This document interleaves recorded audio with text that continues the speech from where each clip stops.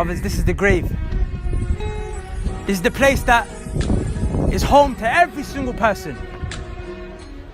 This right here, you're gonna spend more time in this than you spend outside it. You're gonna spend more time inside this hole than you spend outside it. We come to the funerals and we're too busy thinking about the person that we just buried.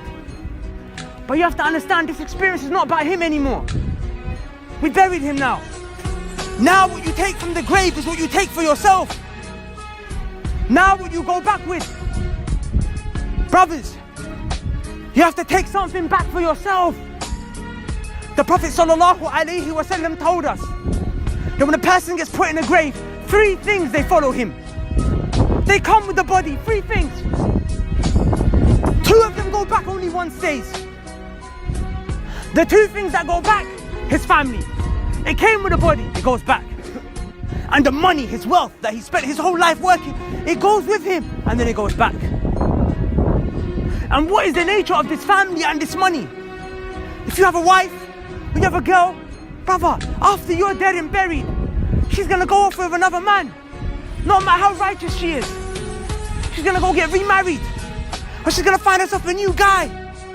She's gonna say, I love you to him. That's gonna be her new man. And you spend your whole life chasing after her, getting the money so you can buy things for her. Your kids, if you leave kids behind, your kids are gonna look to another man and they're gonna refer to another man as dad.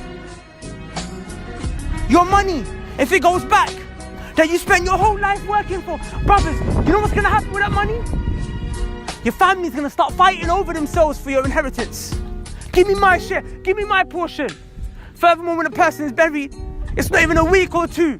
And what happens? The family starts selling their things on. Why? To pay for the rent, to pay for the bills. Your prized possessions that you work so hard for, your family will sell it on. So why is it that you work so hard for this life?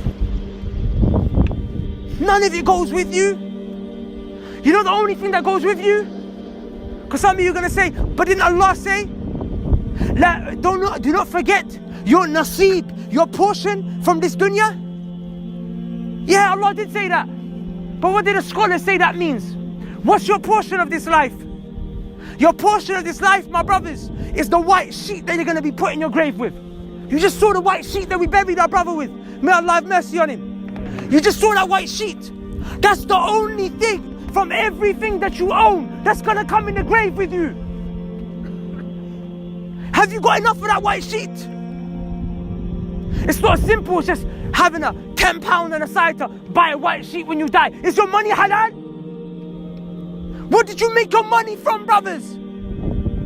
Because if that sheet is bought from haram money, drug money, fraud money, selling madness, brothers, that's gonna go in your grave with you. When the angels come to visit you in your grave, is that what you're gonna be wrapped around in? A white sheet that was made from haram? Furthermore, brothers, that white sheet, what else do we know about it? The Prophet ﷺ said, hadith in Sunan al-Tirmidhi, the Prophet said, he said, beautify your shrouding. You know that art, to beautify your shroud. Pay attention. The Prophet said, beautify your shroud. Shroud is the white sheet, right? Beautify it. What does that mean? What does that mean? That means that when you're buried, you should request in your will that they shroud you in the item that you used to do the most acts of worship in. The item that you would go and you would seek knowledge in. Have a nice white thobe that you have. Some of the ones that you men are wearing right now, this white thobe. Have one that you worship Allah with. You go to the masjid in Jum'ah with that white thobe. You go to the Jama'ah with that white thobe. You sit and read Quran in that white thobe. That white thobe you memorize Quran from. That white thobe you sought knowledge of hadith from. That white thobe you stood in the last third of the night begging Allah, forgive me for my sins the day when you meet me. Let that be the one thing that you beautify, brother. That's your actions. That's the only thing that goes inside your grave. But we're too busy what? Working for this world. The crepes, the gums, the houses, the girls. All of this is treachery. Do you want to know what the reality is? Do you want to know what the reality is? We're going to walk away in a bit, huh? He's going to hear. Brothers, this is serious. He's going to hear us walking away. The loneliness that he's about to feel, Allah will make him hear our last footsteps. He can't speak to us, we can't speak to him. And as we go, what's going to happen, brothers? Brothers, the grave is going to take him. The grave's going to take him straight away. Doesn't matter if you're righteous or not. There was a man called Sa'ad ibn Mu'adh radiyallahu anhu. He was a companion of the Prophet sallallahu alayhi wasallam, that when he died, Allah's arsh, it shook. It shook. And Allah sent 70,000 angels to his grave, to his janazah, to his burial. 70,000 angels, because he was a righteous man. And the Prophet said, if there was anyone that was going to be safe of the grave when it takes them, it would be that man. But the grave even took him. So it's going to take all of us. And how will it take you, brothers? The ribs are going to go over one another. Your body's going to squeeze so tight. One of the narrations mentions that your brain, your heart, your organs are going to ooze and spill out of your nostrils as it squeezes in. Brothers, that's real. That's what's about to happen. Wallahi, brothers, a minute or two it's going to be you and me. A minute or two it's going to be you and me. And then what happens after that? The angels are going to come grab, pick the guy up, get up. And these angels don't come to play. You could be what? The most righteous sheikh. These angels, they're serious. They've got one job.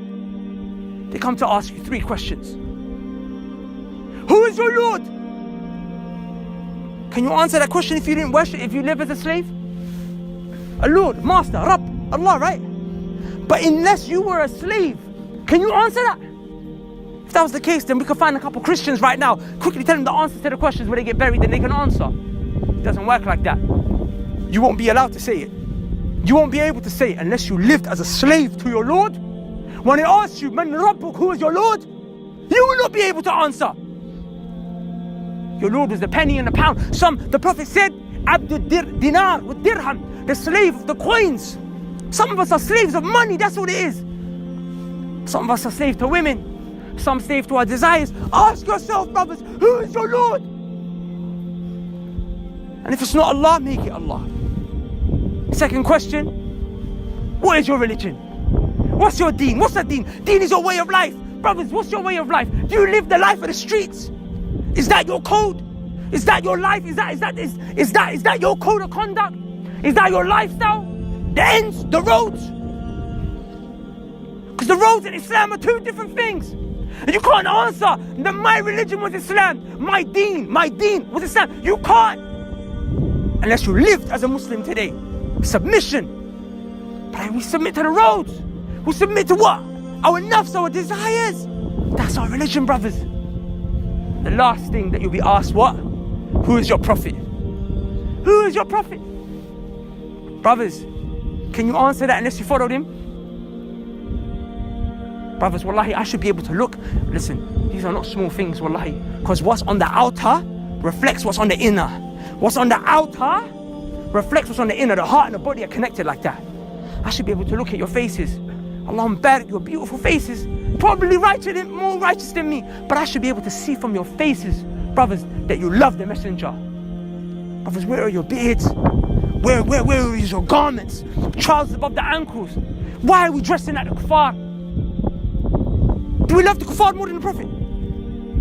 Because what's in your heart will be on your body. Can you dress like someone who insults your mom or dad? Can you speak like that person? Can you be like a guy who's constantly insulting your mom and dad? No, because you hate him. And that means that acting and imitating someone is a sign of love. So who do you love? If you love the messenger, brothers, you follow him. Let me see the sunnah on your faces. And then when you talk to one another, Assalamu alaikum, my brother. You know? We're out here, what? Muslims killing Muslims. Brothers, if the grave is not enough to make you wake up, wallah, I don't know what is. We come to bury a body, man, every time I come to bury a body, man, there's people, what? And they're already talking about the dunya. Bro, there's people laughing and we're burying bodies out here, man. We ain't even burying granddads and grandmas. We're burying young brothers. And we're out here laughing. How are you laughing at this moment in time? What's happening to your hearts? We're burying people. And we're laughing. Even look. If you're smart, you would have observed something. The whole time, when we went to see our brother, Noor, may Allah have mercy on him, when we went to see his body, what people saying? Where's the body? Can't even call him by his name anymore. Huh? He was Noor 3 days ago, 4 days ago when you were talking about. Now that he's here, he's a body. Bring the body. Where's the body? Let me see the body. That's it. Furthermore, when you go see some of his family members, week or two from now, you're going to be worried to even mention his name because you might upset someone. You might bring some feelings back. They might start remembering, my son, my brother. So you can't, you're even going to be scared to mention his name. That's going to be me and you. The body. The body. Brothers, this is what it is. The Prophet ﷺ said, الكيس من دان نفسه وعمل لما بعد الموت. The smart one, he's the one who looks at himself, he puts himself down. He tells himself, listen, you're a sinner, you're wrong, you keep messing up, fix up. And what does he do? And he starts to do actions. بعد الموت, because it's going to benefit him after death. والعاجز, the stupid idiot, the idiot person is what? He follows his desires. He smokes, he's doing haram, listening to music, linking girls, drugs, all sorts. He follows his desires and what? وَتَمَنَّى. He starts to what? Desire, hope, what? From Allah? Safety. No, it doesn't work like that. It doesn't work like that. Brothers, you have to wake up to this. Brothers, you have to wake up to this. فَأَصَابَتْكُمْ, Allah said, it came to you, the calamity. What calamity? Al-Maut, death. This is a calamity. It is min masa'ib al-a'zam, the greatest calamity. You can't worship Allah after this. You can't pray no more. You beg and beg, send me back, Allah. Send me back. This time I will pray just 2 more. No! You're not coming back. The Prophet ﷺ said, the 2 rak'ah that you pray before Fajr, it is more than the entire world. The one in the grave, all of these graves, they are dying. They are dying to come out and pray just 2 more rak'ah. And we're missing them out here. Brothers, the final thing I will say, it wouldn't be right for me to not give you practical advice. Number 1, change your friends. Because the Prophet ﷺ said, a man is in a religion of his best friend. Huh? Who are your friends? Because you and them are the same. Number 2, start seeking knowledge. Brothers, start studying your deen. You know why? Because the Prophet ﷺ said, Man mat, the one who dies, وَيَعْلَمُ, and he has knowledge of La ilaha illallah, دَخَلَ al-Jannah, he's gonna go paradise.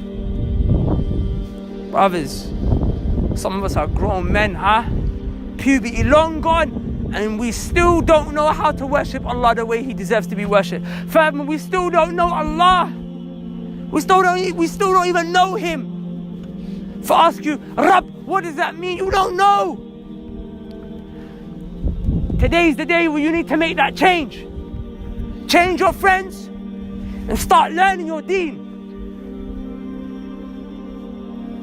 And right now, we're in East London. And later, inshallah ta'ala, tonight, 7:30, we got a class for the brothers. We're going through the 99 names of Allah. قدر الله ما شاء فعل. I planned this since 3 weeks ago. I didn't even know today, the day we bury our brother, may Allah have mercy on him, is the same day tonight we're going to have class. And the name of Allah that we're studying is the name Rabb, the same one that you're asked about in the grave. I'm begging all of you be there. I'm begging, brothers, if you're real about this change, I'm begging you be there. And as you leave, please, brothers, don't go back to the dunya laughing and joking straight away. Let the day carry on for a bit like this. And when the last person walks away and he can no longer hear his footsteps, at that time, brothers, if you love him,